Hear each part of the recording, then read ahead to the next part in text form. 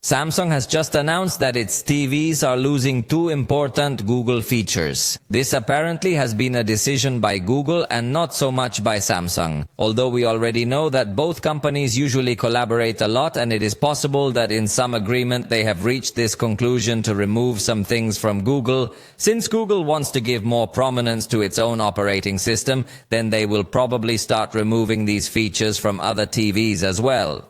We are talking about Google Meet and Google Assistant. If you don't know, Samsung TVs and also their monitors had Google Meet to be able to make video calls directly from the TV by connecting an external camera to it.